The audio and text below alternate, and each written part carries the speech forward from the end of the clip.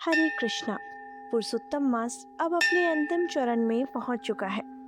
भगवान श्री हरि को अत्यंत प्रिय यह पवित्र मास समाप्त होने में अब केवल 5 दिन शेष रह गए हैं। ऐसे में जो साधक श्रद्धा, नियम और भक्ति के साथ इस मास का पालन करते हैं, उनके लिए ये समय अत्यंत महत्वपूर्ण है। शास्त्र कहते हैं कि पुरुषोत्तम मास में किया गया जप, तप, दान, व्रत, उपवास और हरि नाम संकीर्तन सामान्य दिनों की अपेक्षा कई गुना अधिक फल प्रदान करता है। इसलिए इन अंतिम दिनों में हमें अपनी साधना को और अधिक गंभीरता तथा श्रद्धा के साथ करना चाहिए। पिछले अध्याय में दीपदान की महिमा सुनने के बाद महाराज दृढ़धनवा ने महर्षि वाल्मीकि से विनम्रता पूर्वक प्रश्न किया, हे मुनिवर, पुरुषोत्तम मास का व्रत करने वाले भक्तों को व्रत पूर्ण होने पर उद्यापन किस प्रकार करना चाहिए? कृपया इसकी विधि विस्तार से बताइए।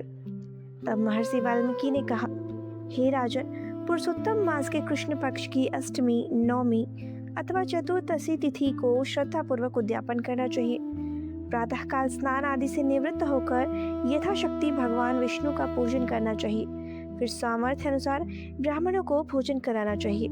यदि संभव हो तो 30 ब्राह्मणों को, अन्यथा 7 अथवा 5 ब्राह्मणों को भी श्रद्धा से भोजन कराया जा सकता है।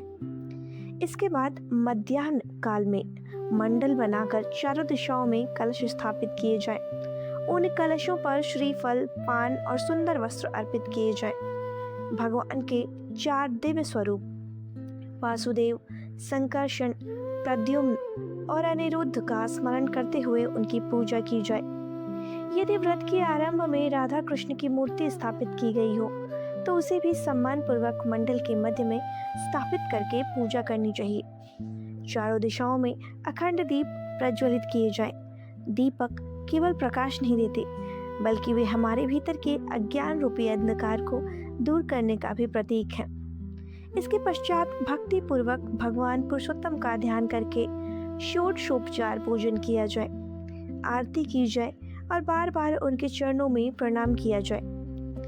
फिर आचार्य एवं ब्राह्मणों को दक्षिणा, वस्त्र, अन्न, पात्र तथा यथाशक्ति दान देना चाहिए। महर्षि वाल्मीकि आगे कहते हैं, यदि सामर्थ्य हो तो गौदान करना चाहिए। तिल, घृत, वस्त्र और अन्य उपयोगी वस्तुओं का दान करना चाहिए। विशेष रूप से श्रीमद् भागवत महापुराण का दान अत्यंत शुभ माना गया है। शास्त्रों में कहा गया है कि जो व्यक्ति श्रद्धा से श्रीमद् भागवत का दान करता है, उसे महान यज्ञों और असंख्य दानों से भी बढ़कर पुण्य प्राप्त होता है, क्योंकि श्रीमद् भागवत स्वयं भगवान का वांग्य स्वरूप माना जाता है। उद्यापन के अंत में ब्राह्मणों को संतुष्ट करके भगवान से ये प्रार्थना करनी चाहिए, हे प्रभु, यदि मेरी पूजा, जप, व्रत अथवा सेवा में कोई त्रुटि रह गई हो तो कृपया उसे क्षमा करें। इसके बाद प्रसाद वितरण करके स्वयं भी परिवार सहित प्रसाद ग्रहण करना चाहिए। महर्षि वाल्मीकि कहते हैं, जो भक्त पुरुषोत्तम मास का व्रत और उसका उद्यापन श्रद्धा पूर्वक करता है, उसके जन्म जन्मांतर के पाप, दुख, दरिद्रता और बाधाएं नष्ट हो जाती हैं तथा अंत में वह भगवान के दिव्य धाम को प्राप्त करता है। इतना कहकर महर्षि वाल्मीकि ने उद्यापन विधि का वर्णन समाप्त किया और फिर एक अत्यंत प्रेरणादायक कथा सुनानी आरंभ की। पिछले अध्याय में हमने राजा कल्माशपाद और उनके पुत्र अश्मक की कथा सुनी थी।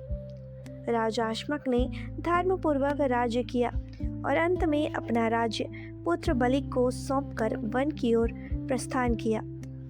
उसी समय भगवान परशुराम पृथ्वी को अत्याचारी क्षत्रियों से मुक्त करने के लिए अपने अभियान में जुटे हुए थे। वे राजा बालिक का भी वध करना चाहते थे, लेकिन उस समय बालिक स्त्रियों से घिरे हुए थे। परशुराम की प्रतिज्ञा थी कि वे किसी ऐसे क्षत्रिय का वध नहीं करेंगे जो विवाह कर रहा हो या स्त्रियों के बीच उपस्थित हो। इसी कारण राजा बालिक जीवित बच गए और आगे चलकर अनेक क्षत्रिय वंशों के मूल बने। इसी कारण उनका एक नाम मूलक भी पड़ा। समय बीतता गया और उसी वंश में आगे चलकर एक महान राजा उत्पन्न हुए, महाराज खटवांग। महाराज खटवांग अतुलनीय पराक्रमी, धर्मनिष्ठ और भगवान के परम भक्त थे। उनकी वीरता से प्रभावित होकर एक बार देवताओं ने असुरों के विरुद्ध युद्ध में उनकी सहायता मांगी। राजा ने देवताओं का पक्ष लेकर भयंकर युद्ध किया और अंततः असुरों को पराजित कर देवताओं को विजय दिलाई। युद्ध समाप्त होने पर देवताओं ने प्रसन्न होकर कहा, हे राजन, आप जो भी वरदान मांगना चाहें मांग सकते हैं। लेकिन महाराज खटवांग ने कोई भौतिक वस्तु नहीं मांगी। उन्होंने सबसे पहले ये पूछा, मेरी आयु अब कितनी शेष है? देवताओं ने उत्तर दिया, हे राजन, आपकी आयु अब केवल एक क्षण शेष है। यह सुनकर कोई साधारण मनुष्य भयभीत हो जाता, लेकिन महाराज खटवांग के हृदय में भय नहीं था। उन्होंने विचार किया, धन, राज्य, परिवार और सांसारिक सुखों से मेरा कभी विशेष आकर्षण नहीं रहा। मेरे लिए सबसे मूल्यवान केवल भगवान की भक्ति है। उन्होंने तुरंत सभी सांसारिक आसक्तियों का त्याग करने का निश्चय कर लिया। राजा तुरंत अपने राज्य लौटे, अपने पुत्र को राज्य सौंपा और स्वयं भगवान श्री हरि के ध्यान में लीन हो गए। उन्होंने समझ लिया था कि यह संसार क्षणभंगुर है। जो संबंध आज हमारे हैं वे पहले नहीं थे और भविष्य में भी नहीं रहेंगे। केवल भगवान ही हमारे वास्तविक और शाश्वत संबंधी है। जब मृत्यु का अंतिम क्षण आया तब महाराज खटवांग पूर्ण रूप से भगवान के स्मरण में स्थित थे। तभी वैकुंठ से दिव्य विमान आया और भगवान के पार्षद उन्हें अपने साथ लेकर भगवान के धाम चले गए। प्रिय भक्तों, महाराज खटवांग की यह कथा हमें सिखाती है कि जीवन का वास्तविक उद्देश्य केवल भौतिक उपलब्धियां प्राप्त करना नहीं है। धन, वैभव, प्रतिष्ठा और संबंध एक दिन समाप्त हो जाएंगे, लेकिन भगवान के साथ हमारा संबंध कभी समाप्त नहीं होता। इसलिए संसार में रहते हुए अपने कर्तव्यों का पालन अवश्य करें, लेकिन अपने मन और चेतना को सदैव श्री कृष्ण के चरणों में स्थिर रखने का प्रयास करें। यही वास्तविक भक्ति है। यही कृष्ण भावनामृत जीवन शैली है। और अब जबकि पुरुषोत्तम मास समाप्त होने में केवल 5 दिन शेष है, आइए हम संकल्प लें कि इन अंतिम दिनों में हरि नाम जप, कथा श्रवण, दान और सेवा को और अधिक बढ़ाएंगे, क्योंकि यह दुर्लभ अवसर अब हमें 3 वर्षों बाद प्राप्त होगा।